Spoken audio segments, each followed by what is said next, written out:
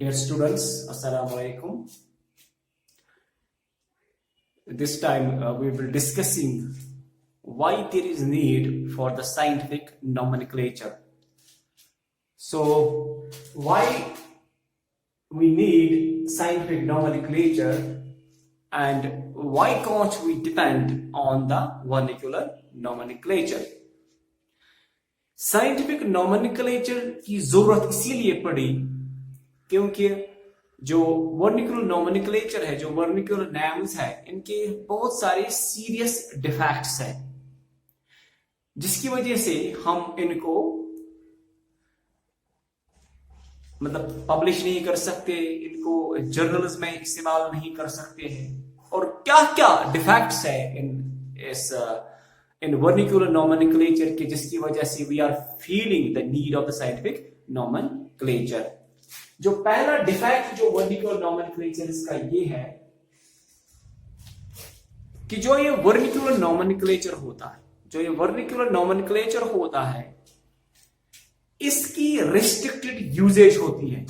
यानी जो vernacular names होते हैं, we can only use them in our own locality. Locality के बाहर हम इसको इस्तेमाल नहीं कर सकते, अपने रीजन के बाहर हम इसको इस्तेमाल नहीं कर सकते हो। So the first drawback of the vernacular nomenclature is that vernacular names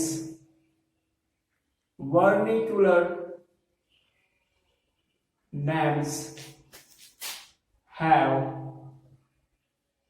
restricted usage, and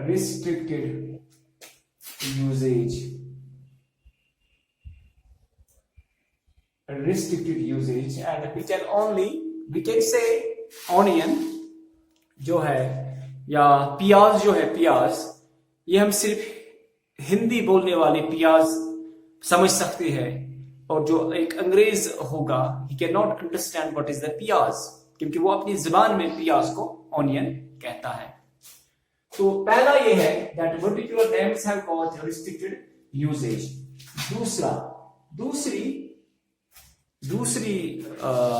दूसरा डिफेक्ट जो वर्निकुलर नेम्स का ये है कि जो ये वर्निकुलर नेम्स है, हर एक ऑर्गेनिज्म को वर्निकुलर नेम नहीं होता है। जो भी कोई ऑर्गेनिज्म इस धरती पे, इसको वर्निकुलर नेम नहीं हो सकता है। तो इसीलिए जरूरत है साइंटिफिक नोमेनक्लेचर की, हर एक ऑर्गेनिज्म को साइंसी नाम देने की। That means every organism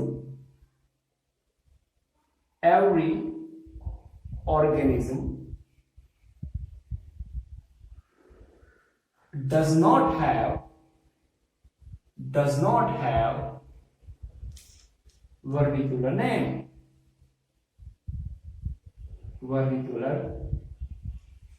name। तो ये दूसरी चीज है जिसकी वजह से हमें साइंटिफिक नोमेनक्लेचर की जरूरत पड़ती है। तीसरी चीज साइंटिफिक वर्निकुलर नेम्स में ये है कि जो ये वर्निकुलर नेम होता है, ऑर्गेनिज्म एक ही होता है और इसको बहुत सारे वर्निकुलर नेम्स होते हैं।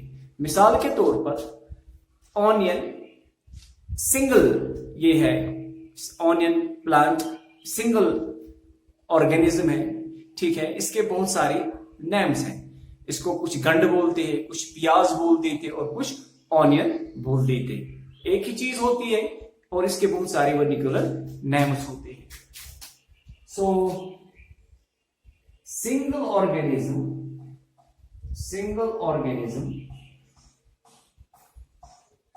have many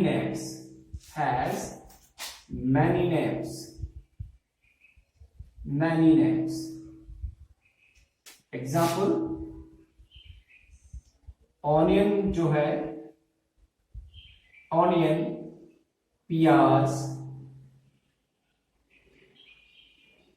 गंड, these are the names for single plant। These are the name for the single plant। और प्लांट का नाम क्या है? प्लांट का नाम है एलियम।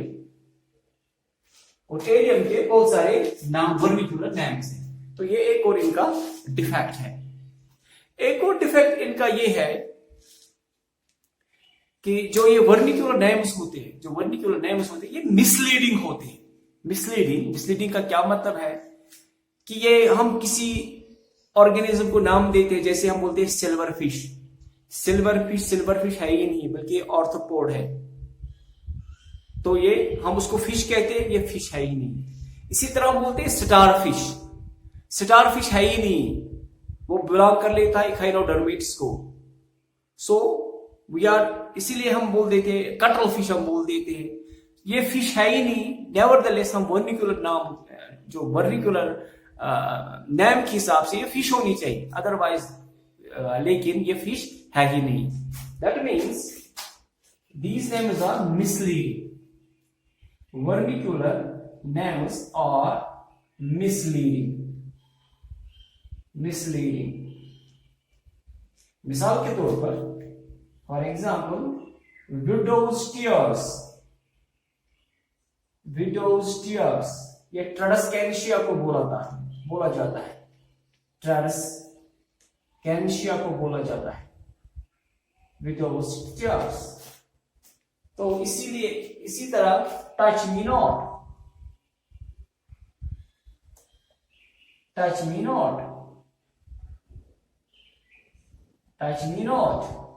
इसी तरह मार्को, स्नेक ईटिंग इसका मीनिंग है, अदरवाइज ये वेजिटेरियन गोट है।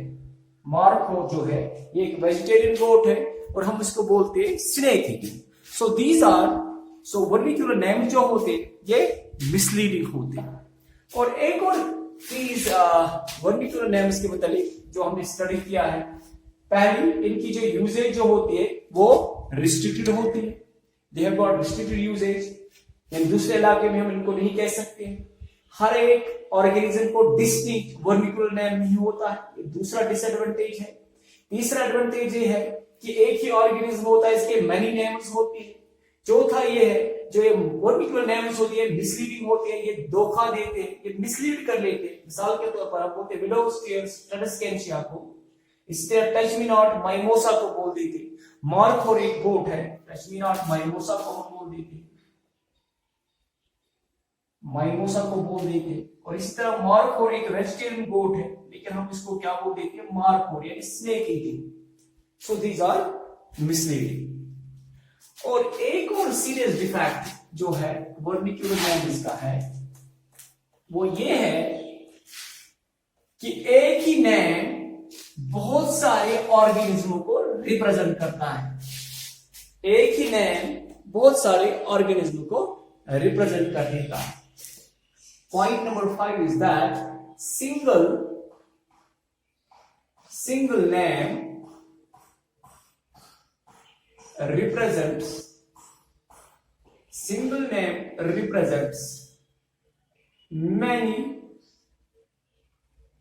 many species।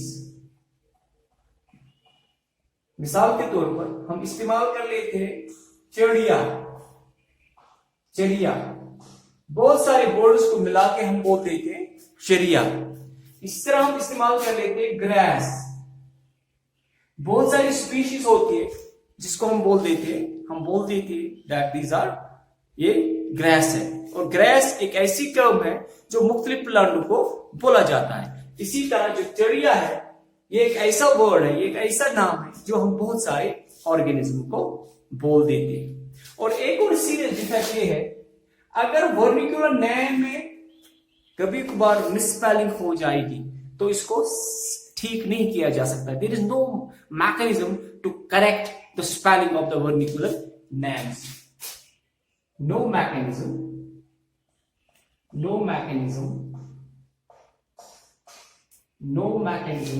to correct names, to correct or rectify names।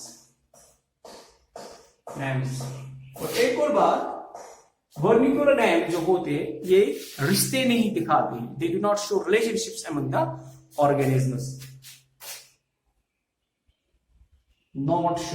They do not show relationships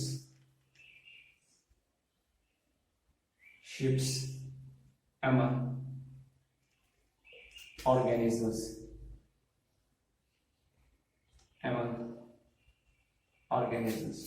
so इसके अलावा भी बहुत सारे डिफेक्ट्स है वर्निकुलर नेम्स के. There are many defects in the vernacular names that causes the need to have the scientific nomenclature. So क्या drawback है vernacular names की जिसकी वजह से हमें साइंटिफिक नोमेनक्लेचर की जरूरत पड़ी है? इनका रिस्ट्रिक्टेड यूजेज है, नंबर 1. नंबर 2, एक ही ऑर्गेनिज्म होता है, इसके बहुत सारे नाम होते हैं. एक ही वर्निकुलर नाम होता है, ये रिप्रेजेंट कर लेता है बहुत सारी स्पीशीज को रिप्रेजेंट कर लेता है. There is no mechanism to rectify the names. और ये दे आर मिसलीडिंग का मतलब ये है कि ये कुछ और कहते हैं. मिसाल स्टारफिश मैंने आपको बोल दिया, स्टारफिश फिश है ही नहीं लेकिन फिर भी हम उसको फिश बोलते हैं. कटल फिश है ही नहीं फिर भी हम इसको फिश बोल देते हैं. इसी तरह हम बोल देते हैं that this silver fish, we called it जो fish है ही नहीं. So there are some serious drawbacks in the vernacular names due to which the need of the hour was to establish the nomenclature that is based on the scientific facts. So the scientific nomenclature we will study in the next video.